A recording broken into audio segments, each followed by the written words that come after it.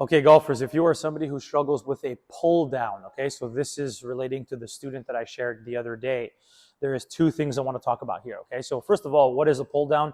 A pull down is when you have a lot of hand speed in transition, really downwards, right? Your body can't keep pace. Oftentimes you'll see the lead wrist get very cupped. You'll see the shaft get very narrow, and then you have to try to find a way to unwind it later. Oftentimes the golfer can get stuck from there. It's really hard to play good golf. So what we want to do is we want to try to soften that to allow the hand path to work a little bit back in front of you better, keep the shaft a little bit more shallow so that you can continue to rotate through the ball. So there's two things I wanted to talk about. Number one is just the grip strength. Oftentimes, when you see golfers pull down on the club, they get the club way too much in the fingers of their lead hand.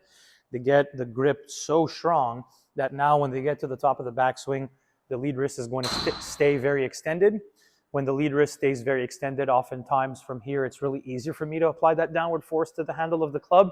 So what I would do in that scenario is just get the grip a little bit weaker. So get the club a little bit more in the palm of your hand. Obviously, this allows the lead wrist to stay a little flatter, a little wider, and then from here, it's a lot harder to actively apply that downward force to the handle, and that just softens the pull down and allows the hand path to work very differently in transition. That's the first one. The second one would be very simply a drill that actively improves the way the body's moving and slows down the speed of the hands, which basically means instead of having so much hand speed downwards where you get narrow, we want to try to find a way to slow down the speed of the hands and improve the speed of the body.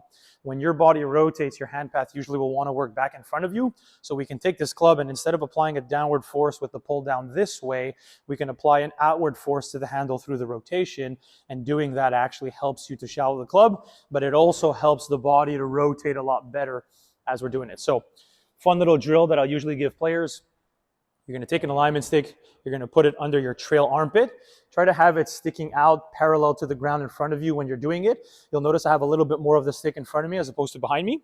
And then you're going to take your setup. And what you're going to do is you're going to do a lot of 1/2 and 3/4 swings at first. As you're going up, you're going to notice this alignment stick is going to rest on top of your lead arm. All you want to do here is try to retain the connection between the arm and the stick and try to keep the stick elevated as your body rotates. And when you do this, you'll notice the hand path will work back out in front of you. You'll notice the shaft will obviously have a very different force being applied to it to help it get shallow. And then from here, obviously your body is going to start to continue rotate. Well, not start, but continue rotating from there. And you'll notice the stick is going to want to work a lot more level through the ball.